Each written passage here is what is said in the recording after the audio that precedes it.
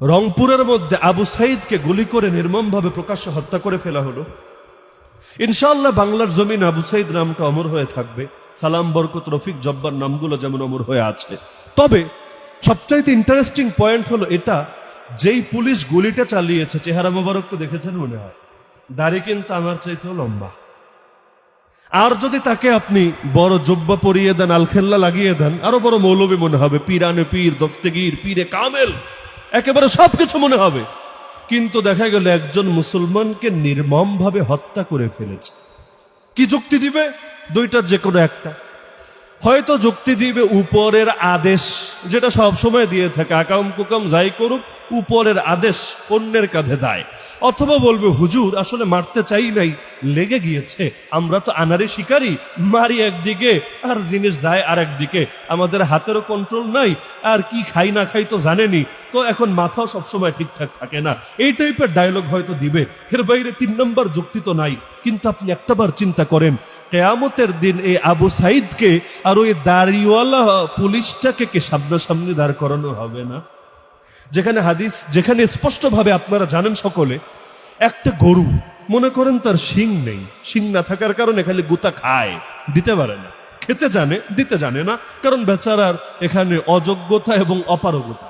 কিয়ামতের দিন রব্বুল আলামিন সেই শিংহীন গরুকেও শিং দিয়ে দিবেন, এবার তুই গুতা। যখন তার গুতানো শেষ হবে, অপরাধের সমান সমান বিচার হবে, বেশিও না কমও না, যেই কয়টা খেয়েছে ওই কয়টা দিয়েছে। তখন আল্লাহ বলবেন কুনু তুরাবা, তোরা মাটির সৃষ্টি, মাটি হয়ে যা, তোদের জান্নাতও নাই, তোদের জাহান্নামও নাই, ন্যায় বিচার কায়েম হয়ে গিয়েছে, শান্তি প্রতিষ্ঠা হয়েছে, এবার তোরা মাটি হয়ে যা, বেশ কেচ্ছা খতম। তাহলে আল্লাহ ওদেরকে মাটিতে পরিণত করবেন, জান্নাতীও বানাবেন না, জাহান্নামীও বানাবেন না, তারপরও আল্লাহ তাদের ক্ষেত্রেও ন্যায় বিচার কায়েম করবেন। একটাবার চিন্তা করেন, একটা গরুর ক্ষেত্রেই যদি আমার আল্লাহ ন্যায় বিচার কায়েম করতে পারেন, আমার আল্লাহকে আবু সাইদের ক্ষেত্রে ন্যায় বিচার কায়েম করবেন না? আমার আল্লাহকে মুগ্ধর ক্ষেত্রে ন্যায় বিচার কায়েম করবেন না? আমার আল্লাহকে তাহমিদের ক্ষেত্রে ন্যায় বিচার কায়েম করবেন না?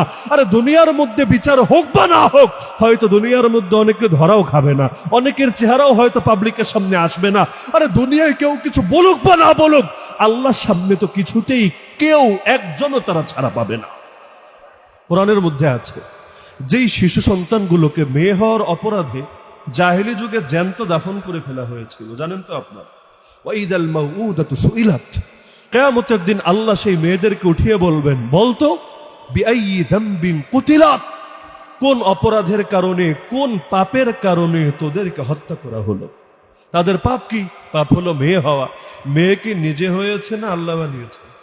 বলেন না, মেয়ে নিজে হয়েছে না আল্লাহ বানিয়েছেন? তো মেয়ে যদি আল্লাহ বানায় আর এই কারণে তার উপর জুলুম হয়, তাহলে সেই জুলুম তো মূলত শুধু তার উপর না, বরঞ্চ মূল চুলকানি তো আল্লাহকে নিয়ে। যেমন হুজুরদের নিয়ে যারা টিটকারি মারে, গোটা জাতিকে নিয়ে হুজুর দেখলেই গায়ে চুলকানি ওঠে। আমি ব্যক্তিগতভাবে অনেকেরই খোঁজ নেওয়ার চেষ্টা করেছি, নাম, ঠিকানা অথবা তাদের ছবিগুলো। অনেক ক্ষেত্রে দেখেছি, মানে সংখ্যাটা একেবারে কম না, অনেক ডজন হবে, যেই ছেলেগুলো শহীদ হয়েছে ওদের ফেসবুক ঘেটে দেখেছে কোনো অশ্লীল পোস্ট নাই, ছেলে মেয়ে টাইপের অথবা বিভিন্ন অশ্লীলতা বলতে যা বোঝায় নাই। চেহারার মধ্যে অনেকেরই দেখবেন দাড়ি ছিল, সুন্দর দাড়ি, এমনকি শহীদ হওয়ার পর চেহারায় যে কি একটা নূর চমকাচ্ছিল। মেরেছে নির্মম ভাবে, কাউকে গুলি করে, কাউকে পিটিয়ে পিটিয়ে, কাউকে তো এর চাইতে আরো ভয়াবহ অত্যাচার করে। তো অনেককে দাফনও করা হয়েছে লম্বা সময় পরে, তাদেরকে নিয়ে মিছিল করা হয়েছে, প্রতিবাদ প্রতিরোধ করা হয়েছে। তো দেখবেন দীর্ঘ সময় পরেও কেমন যেন একটা মুচকে হাসি লেগেছিল চেহারার মধ্যে। শহীদের লাশ কিন্তু আল্লাহ তাআলা বিশেষ একটা নূর ঢেলে দেন এর মধ্যে। সাহাবীদের জামানে একবার হলো এক মুরব্বী, অনেক বয়স, তিনি যখন জিহাদের ডাক এসেছে, ওসমান রাদিয়াল্লাহু আনহু সময়ের কথা, ছেলেদেরকে বলছেন আমাকেও জিহাদে নিয়ে যেতে হবে। ছেলেরা বলছে আব্বাজান, আপনি আল্লাহর রাসূলের সঙ্গে জিহাদ করেছেন রাসূলের ওফাত পর্যন্ত, এরপর আবু বকর রাদিয়াল্লাহু আনহুর সঙ্গে জিহাদ করেছেন তার ওফাত পর্যন্ত, এরপর ওমর রাদিয়াল্লাহু আনহুর সঙ্গেও জিহাদ করেছেন তার শাহাদাত পর্যন্ত, আর কত করবেন? আপনি মুরব্বী হয়ে গিয়েছেন, এখন আমরা আপনার পক্ষ থেকে যথেষ্ট, আমরা এতজন জওয়ান, এরাই ইনশাআল্লাহ আপনার হক আদায় করব, এই বয়সে আপনার কষ্ট করে যাওয়া লাগবে না। তিনি বললেন আরে নাছোড়বান্দা হয়ে বললেন, শোন, আমি বসে থাকতে চাইলেও আল্লাহর কোরআন আমাকে বসে থাকতে দেয় না।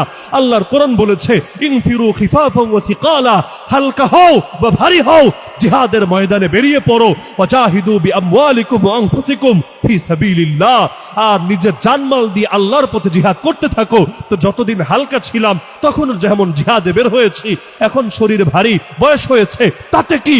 এই আয়াত আমাকেও বের হতে হবে।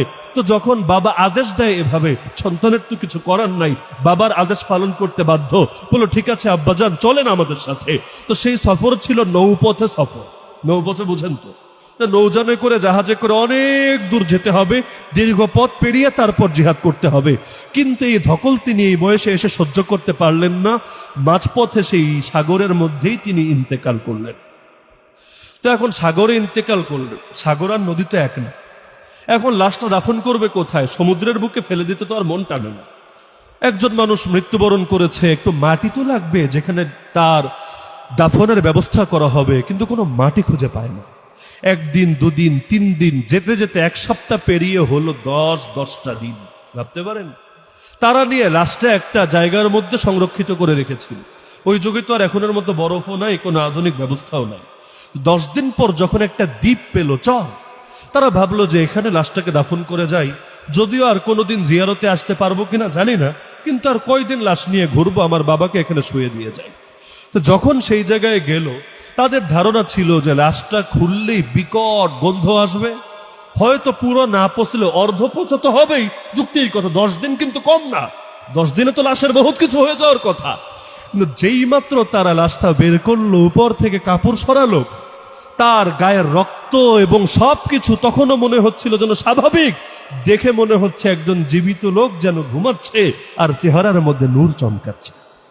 তারা সেখান থেকে বের করে তাকে দাফন দিয়ে আসলো। এমন ঘটনাও তো ঘটেছে যে কয়েক যুগ পর নদী ভাঙনের কারণে শহীদের কবরও, তার লাশ সেখান থেকে বের হয়ে এসেছে। আর হাজার হাজার খ্রিস্টান পর্যন্ত এটা দেখে মুসলমান হয়ে গিয়েছে। এত যুগ পরও দেখা যাচ্ছে রক্তগুলো এখনো তাজা আর চেহারার মধ্যে এক অদৃশ্য নূর চমকাচ্ছে। সুতরাং আমাদের ভাইয়েরা বড় সফল, আমরা তাদেরকে নিয়ে কি আফসোস করব? আফসোস তো নিজেদের নিয়ে করা উচিত।